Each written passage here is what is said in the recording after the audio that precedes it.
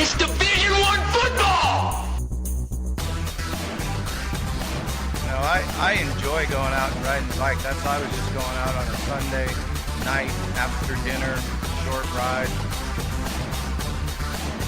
We failed to make our coaching points and our points more compelling than their fat little girlfriends. Now, their fat little girlfriends have some obvious advantages. I'm a man! I'm 40! And to make presumptions like you all make really, really upsets me. It really does. I mean, it's so unfair. You don't need to write about that. There's so many more good things that you can write about happening around here that people would be interested in. I'd love to see some of you do a little bit of research and figure it out. It would really do my heart good. Welcome to the Dr. Saturday podcast. My name is Graham Watson. I'm here with Nick Bromberg, and we are the editors of Dr. Saturday, Yahoo Sports college football blog, and it is the end. We are at the end of the season. It is unbelievable that we have gone through many months, many weeks, many injuries, many wins, many losses, many upsets, many potential Heisman candidates, many not potential Heisman candidates, all leading up to this final championship weekend where everything will be decided, including the college football playoff top four. Wow, it just seems like it went by so quickly. And just like we thought, Kenny Hill for Heisman. Exactly. That was what I was alluding to. Kenny Hill for Heisman, everybody.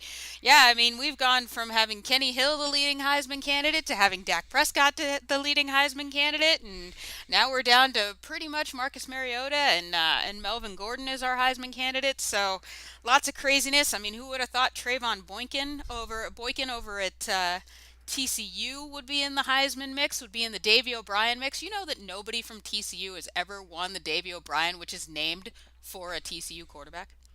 Nobody's even been a finalist. Does that count as irony? No TCU quarterback has ever been a finalist for the Davey O'Brien, which is named for a TCU quarterback. That counts as irony, doesn't it? It's something. It's definitely something. So Boykin is the first ever finalist for the award. I mean, but you got to think about it. Most of the guys, at TCU were managers. They were never guys who threw for a bunch of yards. This was never a dynamic offense. This was always a managerial offense. Andy Dalton managed that team to the Rose Bowl win. He didn't carry it on his back. Yeah, and so it's not a huge surprise because it's always been a defensive program. It's a defense-oriented But why? Until this year. What I want to know, and I'm totally good with Mariota, Gordon 1, 2, and I think Cooper's 3, obviously, right now. But why aren't we sitting here saying that Boykin's 4? I realize he never got this Heisman push that a lot of other players got, even though he's been consistently excellent all year. No. I think he's been underappreciated, especially now that we've got this gap here between number 3 TCU and number 6 Baylor. Yeah, no, I would have to agree. I mean, he has put up dynamic numbers. He's especially put up dynamic numbers for a TCU quarterback. And you got to think about what he was last year. They came into the year and they weren't even sure if he was going to be the starter or if he was going to be a wide receiver. So I mean, for him to, he's tweeting out in the spring, or what, he changed his Twitter profile in the spring to saying that he was going to be a wide receiver. So for him now to be in the Heisman, and I fully expect him to get an invite. He is a Davey O'Brien finalist. I don't know that there's ever been a Davey O'Brien finalist that was also considered in the Heisman mix that didn't get the invite. It would surprise me. It would shock me if he didn't get an invite. I don't think he'll win, but it would shock me if he didn't get an invite. And it's spectacular what he's been able to do with his season. There's absolutely no doubt about that. But that is not the big story of the week. Oh my gosh. It's not? Today is Thursday, December 4th. We are embarking on championship weekend, which essentially starts tomorrow with the Pac-12 championship between Oregon and Arizona. But all these championship games have been clouded with the craziness in the coaching carousel. I can't even believe everything that's gone on in the coaching carousel just basically within the last 7 hours. From the time we're putting this podcast together, from the time everything kind of started, we went from, Florida hiring McElwain and Nebraska surprisingly hiring Mike Riley out of nowhere. Talk about an amazing covert coaching search. Bravo, Nebraska, because no one saw that coming. See, maybe Sean Eichhorst is totally gonna do now what everybody else is gonna do. You're just gonna go find the coach that nobody mentions. So you're just gonna be like, well, who's be a good fit for Alabama? I think the coaches of all the top teams. We're gonna go find Dino Babers. And he's going to go coach, Dino Babers will replace Nick Saban. That would be just a fantastic move by Alabama. No one would see that coming. I think we should do this from now on. We could totally have. We just need to start picking random people for coaching positions now.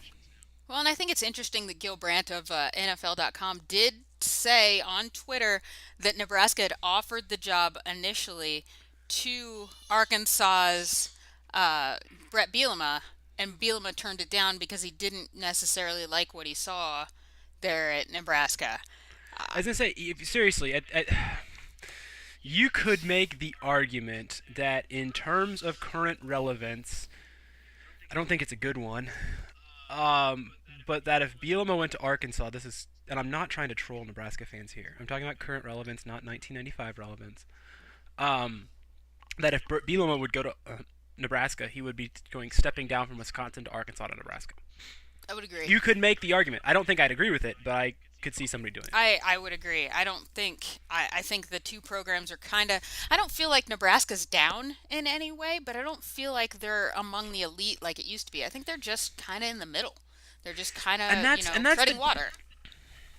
And that's the damn problem with Nebraska, because you have this insular area in Nebraska. I mean, there's nothing else in Nebraska. We talked about the fact that we went to Missouri, but yeah, we have Kansas fans that talk crap. Go back and forth with Kansas fans. If you're in St. Louis, you have Illinois on the other side. If you're in Missouri, you have Kansas State on the other side. Iowa has Iowa State. I mean, anybody around doesn't have this situation where you have the dominant football program and the dominant sport in the state of Nebraska is Nebraska football. So there's this level of unrealistic expectations. And while I give Nebraska credit for saying 9-4 is not good enough, I also think it's just a bit crazy, because you look at this team and you go, you're on this double-edged sword of you could improve and get back to the nation's elite, which I think is much easier said than done. Or you could also have Bill Callahan Part 2, because we saw how many people after Frank Solich was fired was like, yeah, we kind of had a good thing with Frank Solich here. And then they have a good thing with Bo Pelini. Maybe not everybody likes Bo Pelini, but you have a good thing. I think you can say good, not great, good thing with Bo Pelini.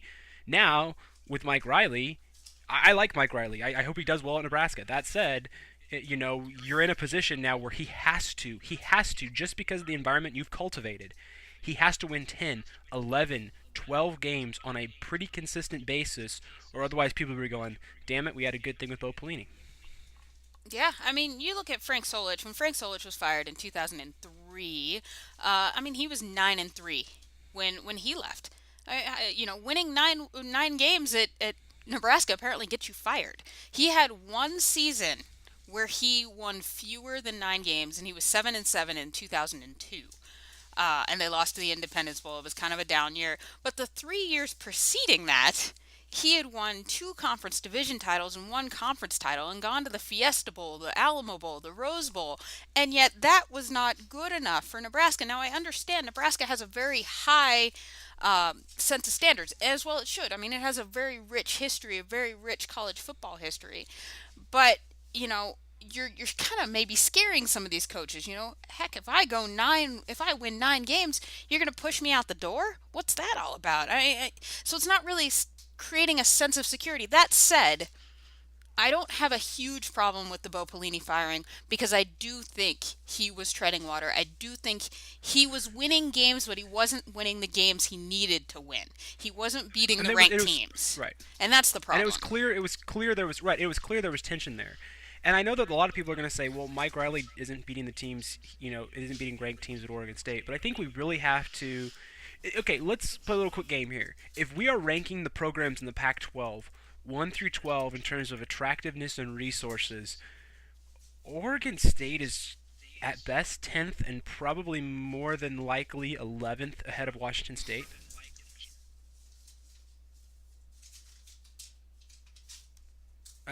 I can't see it being any higher. No, it's always been kind of the sad stepchild. Well, not always. Let's say not always, but it's more or less been the little brother to Oregon in that state. So he's never had the marquee program, never been able to get the marquee recruits because he's fighting with a lot of other programs as well. And his program, he basically pulled this program out of the doldrums. They were 3-8 in his first year, and Oh, and he's done a great job. he has done a great job. He's has several 9-win seasons, a 10-win season in there. I mean, to do what he's done with what he had at Oregon State is impressive. Now give him a few more resources, some better recruiting. He's a very personable guy. He's a very likable guy. His players like him. He recruits well. Maybe he is able to do better in the Big Ten. And let's be honest, the Big Ten isn't this insurmountable mountain. I feel like with the No. Pac-12, there are stalwarts there. There are teams that almost for a while, or at least in this current climate, are almost immovable objects. I mean, An 'cause Oregon, if you look at it, a USC, a UCLA. It just seems like those teams are always going to kind of be in the way. Whereas with right? If the Big Ten, you don't have that. There's so much fluctuation in the Big Ten. You can't say Ohio State is an immovable object really anymore. Michigan is no longer that immovable object. So Wisconsin is no longer that immovable object. So Nebraska definitely has a place in the Big Ten. It definitely has an ability to rise in the Big Ten. Is Mike Riley the guy to do it? right, and it's also too, you talk about the teams in the Pac-12. If there was ever a year to seize upon being good in the North, this was it. Yeah, that's true. Because Stanford was down, Cal was not terrible like they were last year, but Cal wasn't great. Washington State was bad. Washington was good but not great. Second was there for the taking, and Oregon State had a bad year. Roster was down. Sean Mannion did not nearly. I mean, right now we have to look at the first half of the season last year for Sean Mannion as a total outlier. A Well, fun you one, have but a Brandon total Cooks. outlier. Brandon Cooks is your difference maker right there. You have a Exactly. superior receiver, not absolutely- just a star receiver, a superior receiver.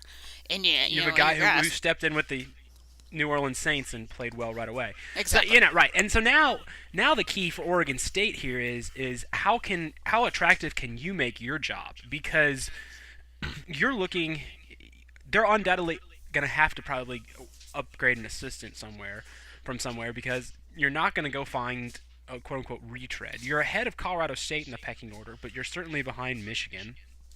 Yes. So right now it's do you go find that up and comer, or do you find a guy like Riley who you think anyway will be content in Corvallis for quite a long time?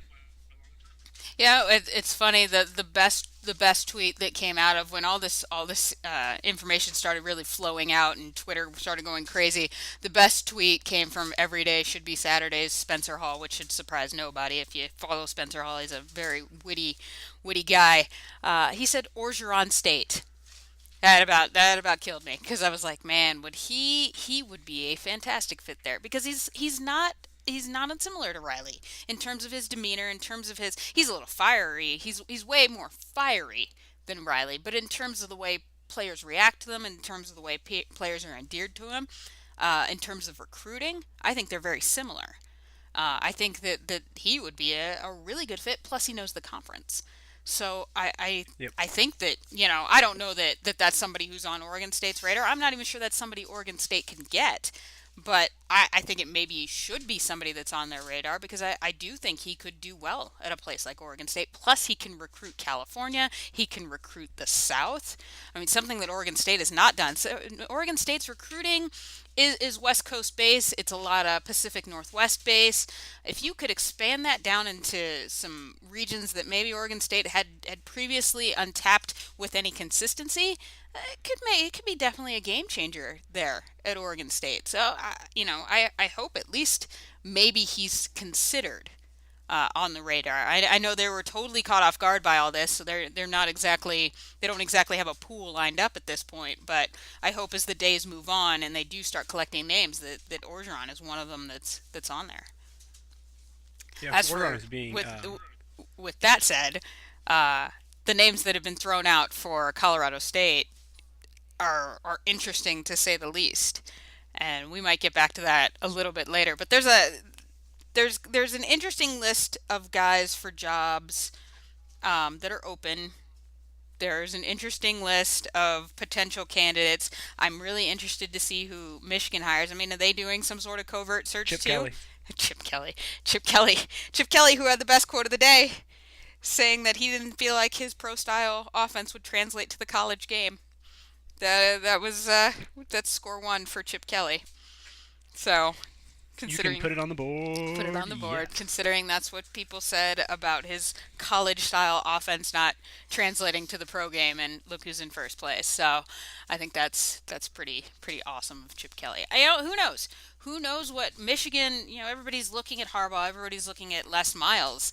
Again, I don't understand the Les Miles thing. Maybe because I don't approach this with the same like sentimental aspect that maybe a lot of Michigan people do, that we need to bring home Les Miles. Les Miles wants to come home. Why? Why would he go to basically a rebuild at Michigan when he is super comfortable at LSU? Now, I know there's always unrest at LSU. I know there's always a faction of people who want more from him at LSU. Even when he was winning national championships, people had unrest about Les Miles at LSU. But he gets his pick of the litter in recruits. He basically he does all these crazy things and wins. They were very good until they weren't this year. I mean, they were far better, I think, than anybody expected them to be this year. So I don't know that you go from a program that you've got kind of rolling at this point. You've got an LSU kind of rolling at this point, and I don't know why you go to a Michigan that is kind of in a shaky position right now. You've got an uneasy fan base. You've got kind of a messy situation at your quarterback, so you would really have to dig in and find yourself a good quarterback because you don't have one now. And you'd have to find pieces around him. I mean, we're talking like a 2 or 3 year deal before you really get that program up and running. Yep. I agree. That's all I get. agree. That's after all that. That's all I get.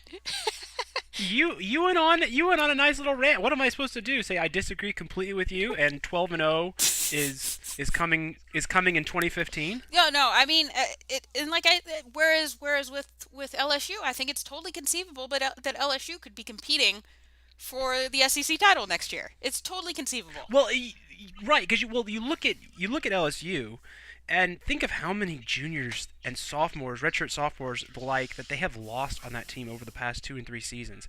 It's unbelievable the talent that it's both a benefit and a blessing and a curse. You've got guys good enough to go to the NFL and be drafted, but you're also depleting your roster, and you don't necessarily have guys and freshmen and sophomores that are ready to fill those spots. So, you look at LSU, they've underachieved this year. Oh, yeah, get them a quarterback. That'll help. I mean, we saw how good they were last year at times with Mettenberger. But, right, you look at Michigan, and I don't know.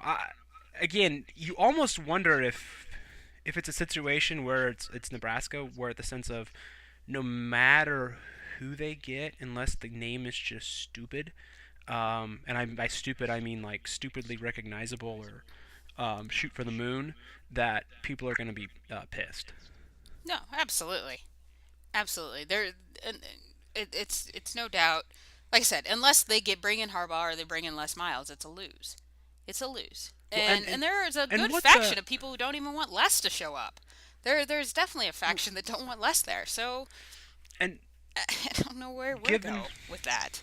Given how crazy it was earlier today, how about we start a rumor? Ooh. Tressel to Michigan. Oh gosh, no.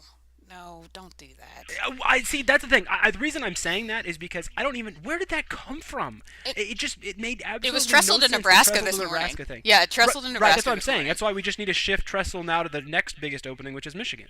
I think I just saw that Tressel to BYU. I'm just. Oh, All that right. meant yes. Can we just all right? Can we set the record straight on Tressel real quick? For those of you who are big Tressel fans who want Tressel to come back, all well and good. Okay, but he is in the midst of a show cause from his time at Ohio State. That show cause is in effect until December 2016. Now, the school that wants to bring him on can petition the NCAA, explain to the NCAA why they think he needs to be their coach, blah, blah, blah, blah, blah, and they can get a waiver. That said, that school then subjects themselves to increased scrutiny by the NCAA, and any little rule broken, the hammer will come down on that school. Also, Jim Tressel, if you bring Jim Tressel onto your program, he cannot coach the first 5 games of your season. This ain't basketball. The first 5 games of your season are kind of important. All right, so he can only coach 7 games of your season, and he cannot coach any postseason games. So if you go on to win your division title and you want to play in your championship game, he can't coach that. You go on to a bowl game or a playoff game or a national championship or any of them all, he can't coach those. So you're basically bringing on a guy to advise because he's only able to coach you for 7 games. He also, so what is the point? I don't understand the advantage of doing absolutely that. asinine. It's absolutely asinine to think that And it would he's work. a president. Yes, he's the president of a university. He's basically the Bruce Pearl of football, and we saw how so many people with a national title, how many people stayed away from Bruce Pearl in basketball until he only got hired at Auburn because his start date was pretty damn close to when his show cause penalty ended. So let's just put these rumors back in the drawer, and we can open up the damn drawer when Tressel's show cause penalty is about to expire. And by that time, he's been away from the game for 5 years. Away from the game and in academia And for he's- 5 years. He's more or not less. exactly. He's not exactly a young. I mean, you're looking 5 years too, and Jim Tressel's 61 right now, so he's the same age as Mike Riley. But yeah, Jim Tressel he's December 5th, so he's actually going to turn 62 tomorrow on Friday. Happy birthday, Jim Tressel! Happy birthday, Jim Tressel. Happy birthday. So yeah, we're looking at a Jim Tressel here who, when his show cause penalty expires, will be 64. December 2016, is that right? 64 it's years old. December 19th, I want to say, is the exact date. December 19th. Don't quote me on that, 2016. though. Yeah, 2016. Don't quote me on the So exact right, date, so but I we're think looking- that's what it is. So But so according to it's that mid-December math, sometime. he'll be roughly 64 in like 14 days. Yep. Do we really think a 64 guy who's 64 in 14 days has been away from the game as long as Jim Tressel has been, that he's going to get a big name college football job? Can we all just be realistic for one small second? I realize this is a college football fan, so it's not possible. But, let's just deep breaths, drink some coffee, and we'll all be good. I appreciate the fervor for Jim Tressel, the desire, and everyone's like, oh, but you get this waiver from the NCAA. That doesn't matter. That doesn't get rid of all the other stuff. You get a waiver, but then you subject your program to any little thing that happens. You do an impermissible recruiting call, oh my gosh. The NCAA will bring down the hammer. We're not talking that he has to go through another tattoo scandal. No. Anything. Any little tiny thing, the NCAA has the power to bring down the hammer on a program that employs a coach that is currently under a show cause. Why would you bring that unnecessary scrutiny? Because one of your coaches is going to screw up. One of your coaches is going to commit some stupid secondary violation. All schools do it. Some mean to and don't care. Some don't mean to. But you're going to impermissibly text a kid when you thought you were doing something else. Or you're going to butt dial a kid. Or you're going to buy him lunch when you didn't know you were supposed to. Whatever. Why would you subject yourself to that? Well, enough of this coaching talk. I mean, we're going to be talking about this probably for the next few weeks as we continue the coaching carousel. Let's get into some of the championship week because that's what's really going on this week. That's what's going to be the most important thing when everything is all said and done. We're going to learn our top four. We're going to learn our playoff matchups. We're going to learn our other bowl matchups. Very exciting. But before we get to that, we actually have to decide those things in championship week. So for this week's with picks, the hot AAC action tonight, Thursday, we're going to kick it off in style with UCF I do and not East count Carolina. them. AAC does not count to me. You don't play a championship game, you don't count. You'll also notice that we're not picking any Big 12 games today. So, usually we only pick about 5 games, but because it's championship week, I thought we'd pick all the championship week games. All right. You can pick if you just want to mentally pick Baylor, Kansas State. You can go ahead and do that if you want.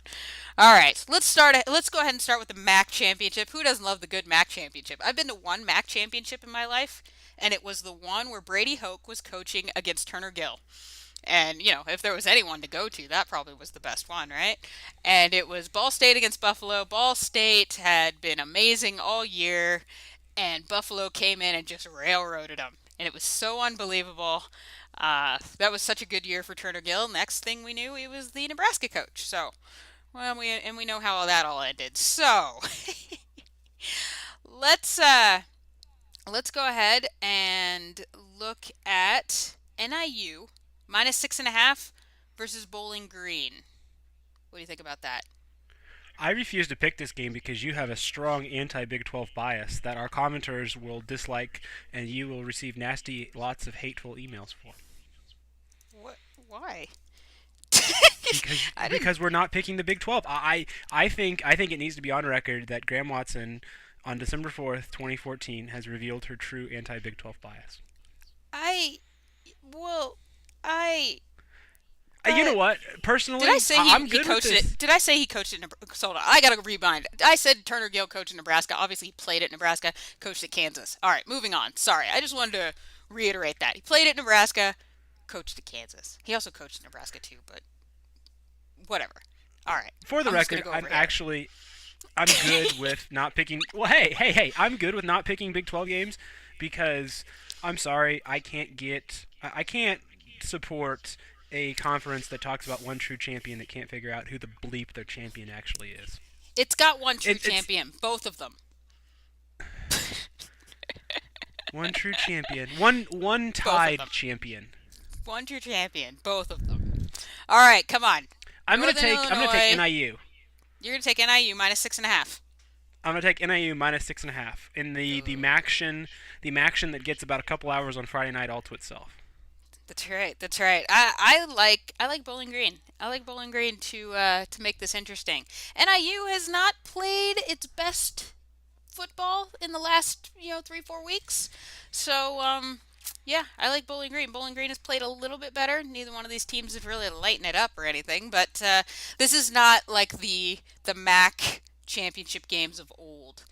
So it's a little disappointing. This isn't the NIU team of old. This isn't the Bowling Green team of old. Unfortunately, they've actually had some nice clashes in the championship game. But I like Bowling Green. Dino Babers for the win. Falcon fast.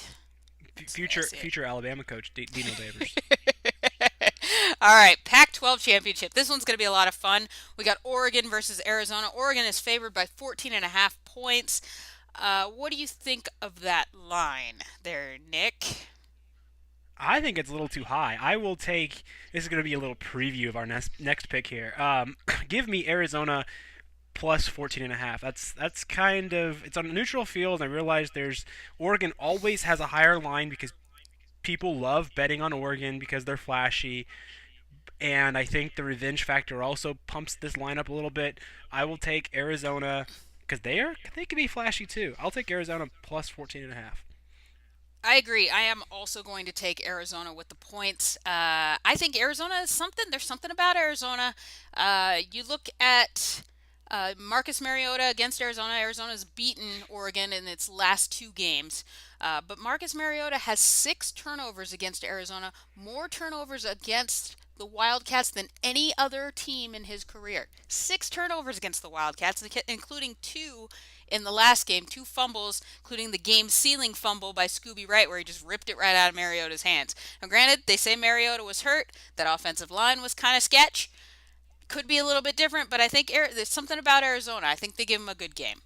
The SEC title game. Now, those of you who follow our podcast regularly know that Nick and I are both Missouri grads, so this one is near and dear to our heart, though I will continue to go on record in saying that I wasn't necessarily a big fan of seeing Missouri in the SEC title game. Not that I don't like my alma mater, but because I thought Georgia would give them a better game. That was until they lost to Georgia Tech, and we won't talk about that. But Alabama also 14.5-point favorites over the Columbia, Missouri Tigers. Personally, I think this line is also a bit high. Missouri's defense is fantastic. It is absolutely fantastic. Its defensive line is fantastic. It's gonna get to Blake Sims. It's gonna have a pretty. I think it's gonna be pretty successful shutting down that running game, which is gonna force Blake Sims into a passing game. I think this game, Alabama wins the game, but I think it's a lot closer than people think. Yeah, I think too. I think Missouri's defense is for real, and I'd be saying that no matter what. You're just overcompensating, by the way. Missouri does not win this football game, but Missouri's defense keeps it close.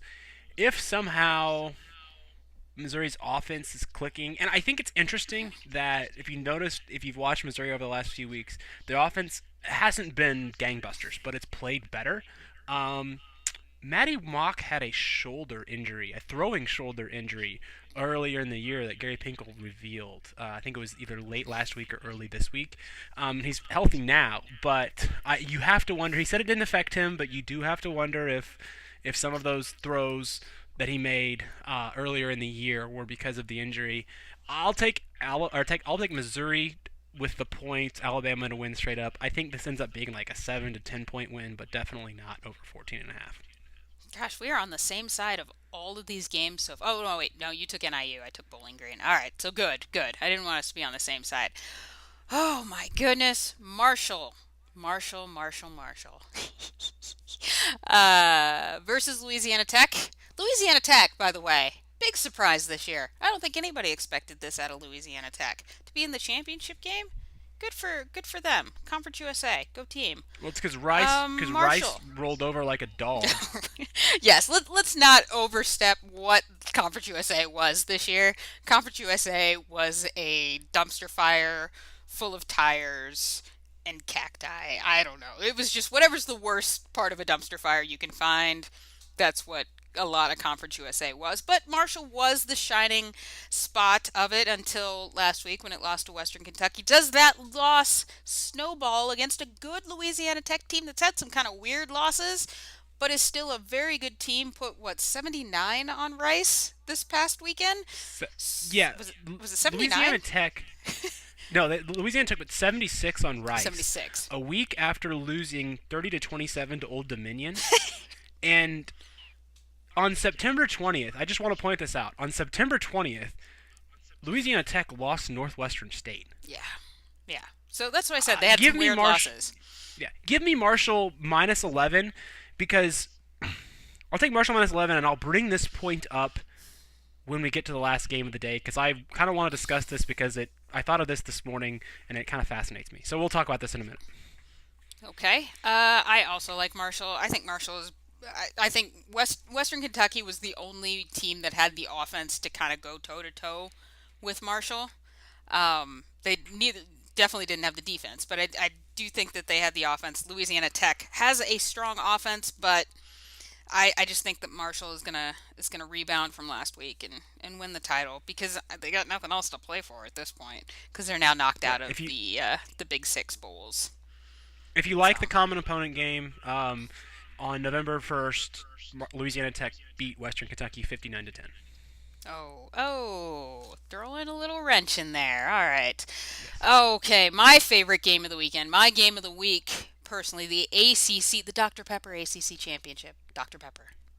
Yeah, whatever. I missed the Dr. Pepper Big 12 title game. Exactly. Now it's the Dr. Pepper ACC championship game. Florida State versus Georgia Tech. Man, I think this is the best game of the weekend. Florida State minus 4.5. Oh, that line is almost spot on for me because I really want to take Georgia Tech here. I know a lot of people really want to take Georgia Tech here, and that's not just because I'm a Florida State hater and I want to see them lose. It has nothing to do with that. It's because anybody who has watched Georgia Tech, especially in the last 6 weeks, their defense is fantastic. And the difference between Georgia Tech's defense and Florida's defense is that Georgia Tech will make them pay. They will make Florida State pay for any turnovers that Jameis Winston or anybody else on that offense commits. That said, Florida State's top receiver is out for the year with a knee injury. That does put a little bit of a wrinkle in things because he had something like twice as many yards as the next guy behind him. Florida State's been going through this whole trial or this hearing thing, the code of conduct thing with Jameis Winston, so there's been that distraction. There's a lot of things going on in this game. I'm going to take Georgia Tech. That was a long answer of me saying that I'm going to take Georgia Tech, but I think it's going to be pretty close still. But Georgia Tech wins outright. I knew you were going in that direction. I spun and spun and spun, and that's where I landed. It was like that stupid, I don't know, it was like a rigged wheel where you just watch it and I was like, I know where this is gonna land. I'm gonna take Florida State surviving once again, once and for all, because I'm gonna let the script keep going. You know, they'll do something fun and keep winning. So that's all I have to say about that because I think that's all I've been reduced to with Florida State this year. With the Georgia Tech, I kind of want to see Florida State win because I want to see Florida State against Alabama, and I think I'm not alone in that in the college football playoff. I really want to see that. All right, Wisconsin, Ohio State, the Big Ten title game, which lost a little bit of its luster with J.T. Barrett going down. Wisconsin is favored by 4, no doubt because of the Barrett injury. Nick, where do you like on this one? I will take. I'll take Ohio State because they're getting points. Ooh, okay. I don't know if I think Wisconsin. I don't know if Wisconsin's for real.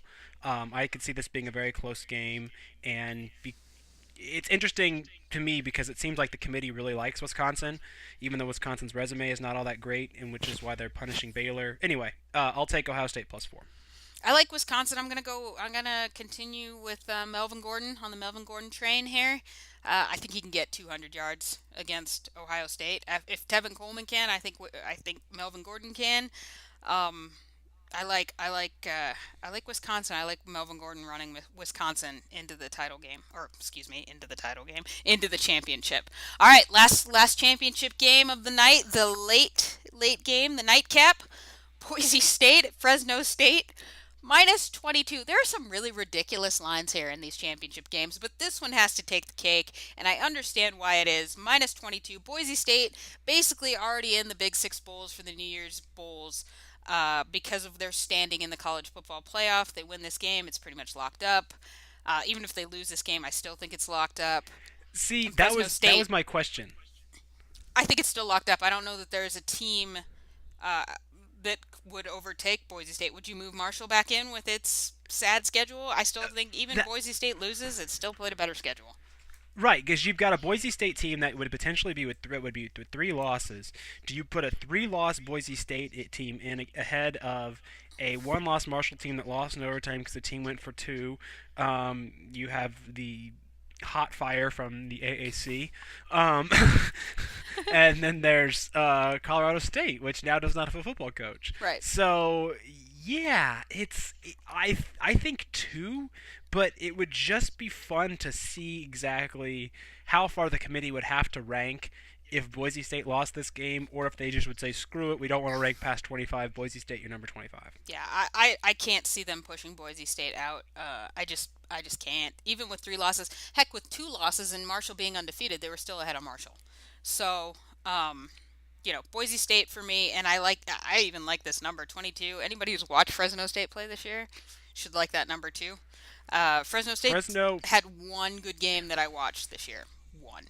And they were up 28-0 over Hawaii in the armpit of America. Robert Kikala reference there, and held on to win 28-21. Yeah, yeah. Fresno State. Yeah, I think AJ Ajayi with his what he had 5 touchdowns last week. I think that kid runs all over Fresno State, and if he doesn't, Grant Hedrick will throw all over them. They have so many weapons. I think Boise State, and it's at home. It's on the blue. I have no problem picking Boise State I minus just 22 on this. I just want to disagree with Robert's assessment of Fresno. He clearly has not been a lot of other places in the I country like because Fresno. I was I gonna have say no I'm problems not. with Fresno. There's a place that I've used that term for. I'm not going to name it. But yeah, there are. If you think Fresno is the armpit of America, I really don't want to know what you think of other spots in this country. It's definitely true. And, any place compared to Hawaii has got to be the armpit of America, doesn't it? Any place compared to So Hawaii? you're saying like America has a really, really, really beautiful tip of its nose, and then like the rest of the country is a giant armpit. Pretty much. I mean, if you live in Hawaii, if all you're That's fair. looking I know at are that's a fair beaches assessment. and Right. beautiful sunsets and stuff, then yeah, Fresno State or any other place that's inlandish is a sad place to be. I bet you the Yeah. Midwest. If he thinks Fresno State is the armpit, what does he think of the Midwest? I mean, you want to talk about landlocked and nothing to watch and nothing to see. You know, what does he think of that? No, no comment. I'm holding Hey, I off went to here school in on the my. Midwest. I can say it. I live on the outskirts of the Midwest. All right, all Hey, right. yeah, no comment. Before we get ourselves in some more trouble here, picks are done. Buy or sell. Oh, I love buy or sell because this is when we take something that's happening right now, and since this is kind of the last week of college football, more or less, this is kind of important because it'll kind of determine how we go into the bowl games and the off seasons and all this stuff. So this is where we take something that's trending and we decide whether it's something that's lasting, something that's just a one-hit wonder. Let's go with the popular topic of the college football playoff. Buy or sell that some way, somehow, two Big 12 teams get into the college football playoff. I have to sell because otherwise I'm a hypocrite. Because I said that Alabama wins. I said Arizona loses to Oregon, but it's close. I took Florida State minus 4.5, and I don't think somehow Iowa State's going to cover a 33-point line at TCU and win straight up. So I'm going to sell and say no. I agree. I don't think Baylor is going to get in. I just don't. I just think too many things stacked against them. Sad Baylor. No matter how much you pay your PR firm, you waited too long. You waited way too long on the PR firm, I think. Yeah, and I think actually I feel like the committee was kind of pissed off about the PR firm a little bit. I kind of just feel that. I feel like there was some anger there with them ranking them as low as they did. All right, buy or sell. Bo Pelini or Brady Hoke, two men who are currently unemployed, take a head coaching job this offseason. Now, I didn't say with what. Could be with Joe Bob's Pop Warner team. I don't know. You know, Grant Hill High School team. I just made that up. I don't know that that's a real school, but it should be. Grant Hill was a tremendous player, basketball player. Bo Pelini, Brady Hoke, take a head coaching job. Buy or sell? And to be clear, this is a or proposition, not an and proposition. No, it's correct? an or. One or the Yes, other. you're right. Or both. Right. That's why I'm going to buy on this because I think the or proposition means that it could happen. If it was and, I will say no, but I wouldn't be surprised if one gets it. God, if I could lead the banner, the parade, the charge, the propaganda for Brady Hoke going to Colorado State, I would. I know it's a hard sell right now, but I think he would do exceptional at Colorado State. Already proven winner in that league, already proven winner on that level. Obviously, his players loved him because they sent all these sappy tweets to him.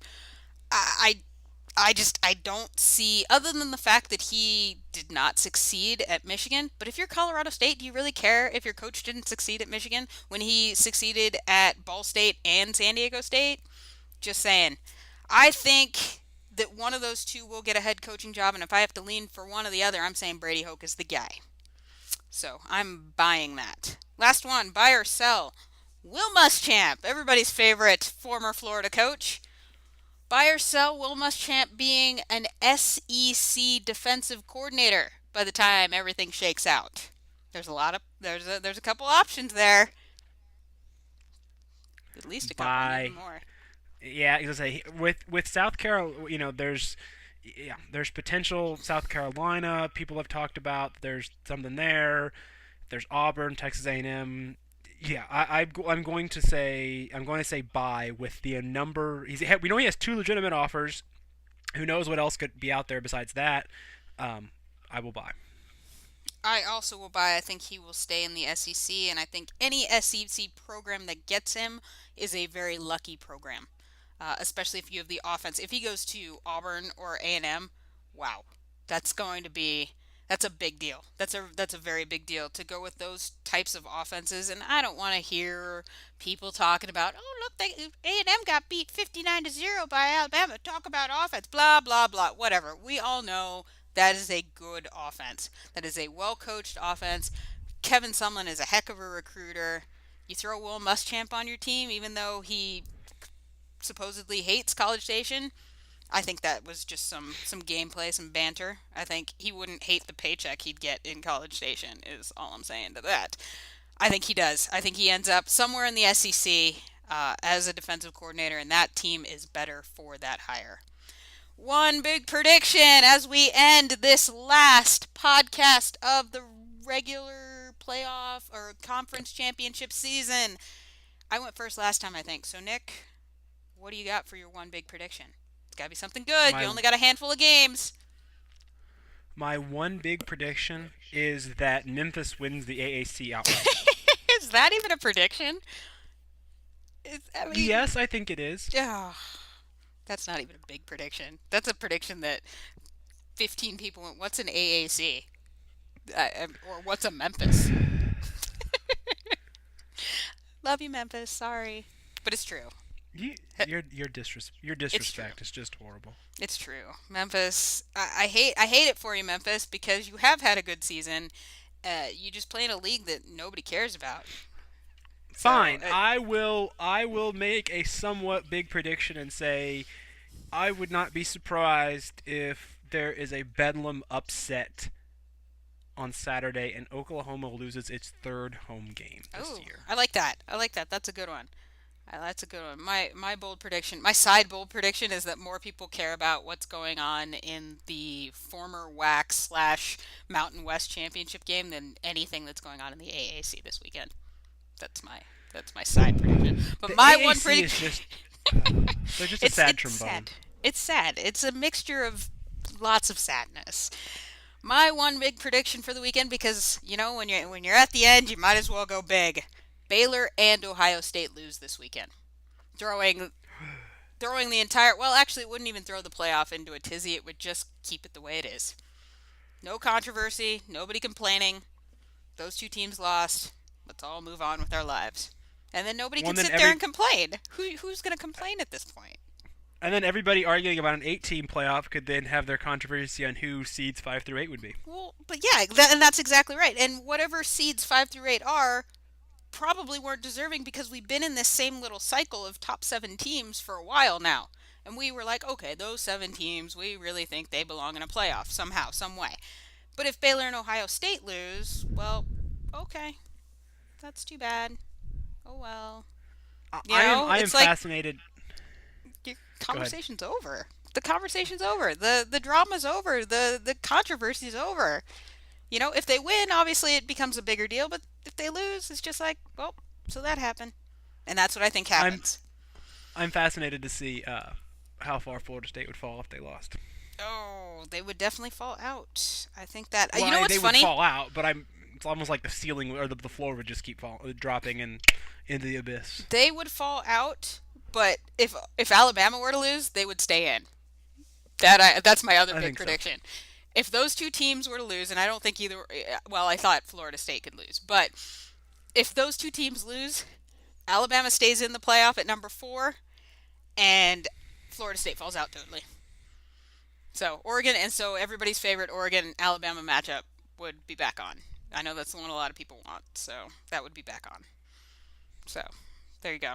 All right, that's it. We're done. We're done with this college football regular/championship season. It's sad. Single tier.